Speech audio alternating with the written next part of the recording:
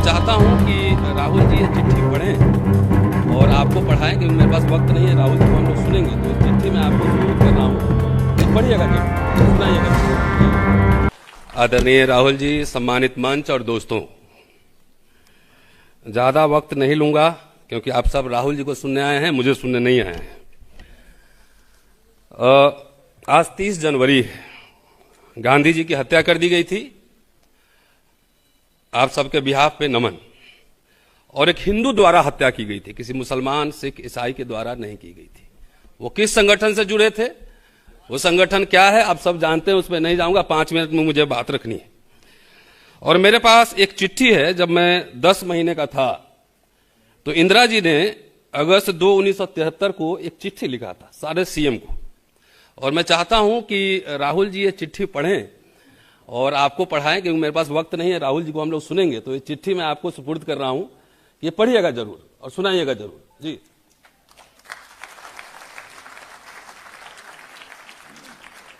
दोस्तों, वंचित समाज दिशा और दशा।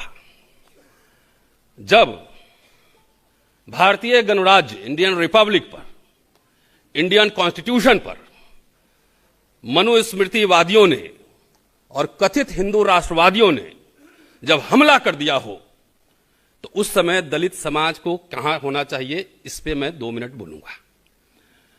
और हिंदू राष्ट्र और इंडियन रिपब्लिक में क्या फर्क है, यह भी आपको बताऊंगा। कि अभी सीधा और सीधा मैं दलित समाज को ही एड्रेस करता हूं ज्यादा, क्योंकि संविधान और इंडियन रिपब्लिक से जो सबसे ज्यादा मिला है, जो प्रोटेक्शन, जो राइट्स, वो मिला दलित समाज को, एससी एसटी समाज को। तो इसलिए संविधान और इंडियन रिपब्लिक पे कोई खतरा है तो सबसे पहले इस समाज को आगे आकर फ्रंट पर संविधान और इंडियन रिपब्लिक की रक्षा करनी चाहिए। और इस समय ऐसी स्थिति में जब आमना सामना हो, एक तरफ इंडिया अलायंस हो कांग्रेस राहुल जी के नेतृत्व में, और एक तरफ आरएसएस बीजेपी का अलायंस हो, वैसे स्थिति में दलित समाज को इंडिया अलायंस की तरफ खड़ा रहना चाहिए, सीधा और सीधा। और ऐसी स्थिति में अगर कोई आपको कहता है कि हम सीएम बनेंगे, पीएम बनेंगे, अकेले अपने दम पर बनेंगे, राज चलाएंगे, तो पता कर लेना कहीं आरएसएस और बीजेपी के पेरोल पर तो नहीं है, पता कर लेना।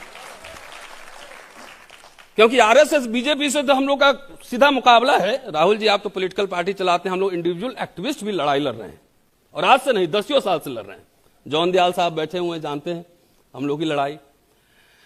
तो इंडियन रिपब्लिक से ही दलित मिडिल क्लास बना। दलितों के पास कोई रजवाड़े नहीं थे, कोई जमींदारी नहीं थी, कोई बैंकर नहीं था, कोई अफसर नहीं था, कुछ नहीं था। भारतीय संविधान जब बना बाबा साहब जवाहरलाल नेहरू के नेतृत्व में, तो उसमें affirmative action, social justice, reservation का प्रावधान किया, और उसी रिजर्वेशन से यह दलितों का एक मिडिल क्लास बना। जब गरीब भारत था तो एजुकेशन हमें फ्री मिल रहा था, फेलोशिप, वजीफा, नौकरियां, 3-3 नौकरी। आपने से बहुत सारे लोग बैठे होंगे, 3-3 नौकरी का ऑप्शन होता था कि ये नौकरी करें कि ये नौकरी करें। स्कॉलरशिप, गरीब भारत ने आईआईटी, मेडिकल कॉलेजेस, यूनिवर्सिटी बनाई जहां फ्री में हमको पढ़ने को मिला, हम तमाम लोगों को पढ़ने को मिला। और मोदी जी कह रहे हैं कि 5 ट्रिलियन इकोनॉमी हो रहा है, वहां पे शिक्षा को बेचा जा रहा है। शिक्षा खत्म, दलित मिडिल क्लास खत्म। मैं विश्वविद्यालय में पढ़ाता हूं, मैं जानता हूं क्या चल रहा है यूनिवर्सिटी और इस देश में। तो इसलिए भाई, मैं तो अभी संविधान पे बहस चल रही थी Rahul ji, and I was watching closely कि what is going on. Indira ji पे बहस हुई, इमरजेंसी पे बहस हुई।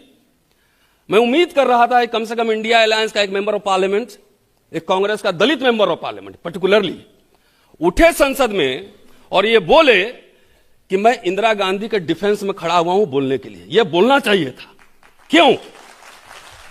इमरजेंसी का एक पार्ट हो सकता है। किससे दिक्कत थी इंदिरा गांधी से? वो थी बैंकर्स, पूंजीपति, राजे रजवाड़े और विदेशी ताकत।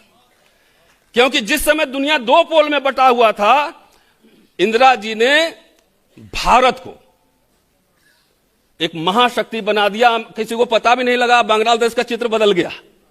उससे कौन लोग नाराज थे? उससे कौन नाराज था? प्रीवी पर्स जाने से कौन नाराज था? जमींदारी उन्मूलन से कौन नाराज था? बैंक के नेशनलाइजेशन से कौन नाराज था? वो पूरा पहला कू था, वो भारतीय गणराज्य इंडियन रिपब्लिक के खिलाफ पहला विद्रोह था, वो जो जेपी लेड मूवमेंट था। और इंदिरा जी पे मैं तो बाबू जगजीवन राम इंदिरा जी को पढ़ रहा हूं, लगातार पढ़ रहा हूं, अभी पढ़ रहा हूं, और इस पे खुल के बहस होनी चाहिए।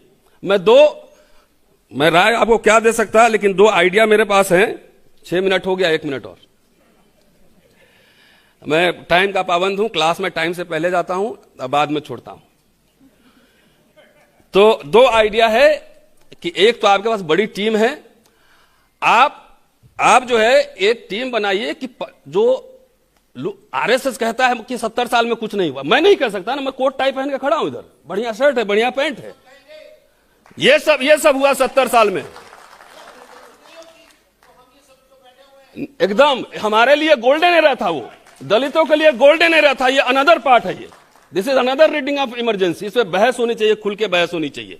कोई हमें पीटता नहीं था, फ्रीशिप हो गया था, यूनिवर्सिटी कॉलेज में बुला के पढ़ाया जा रहा था, नौकरियां दी जा रही थी, और पीटता था कोई तो पुलिस एक्शन में आता था। इंदिरा जी खुद बेलची गई थी हाथी पर बैठ के,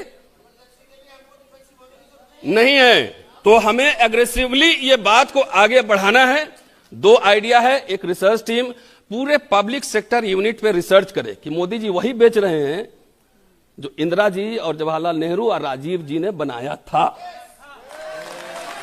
वही बेच रहे हैं। और मैं समझता हूं इंदिरा जी पे डिफेंसिव होने की जरूरत, सर डिफेंसिव होने की जरूरत नहीं है, क्योंकि जो स्थान इतिहास में बिस्मार्क का है जर्मनी के यूनिफिकेशन में, जो स्थान अब्राहम लिंकन का है अमेरिका के इतिहास में, वही स्थान मैं समझता हूं कि भारत में नेहरू जी, इंदिरा जी, तमाम ऐसे लोगों का वही स्थान है। अब मैं ताजुब होता हूं कि इतिहास, अभी एक किताब आई है इंदिरा जी पे और राजकमल प्रकाशन से अनुवादित है, अमेरिका में एक प्रोफेसर है, उन्होंने लिखा है।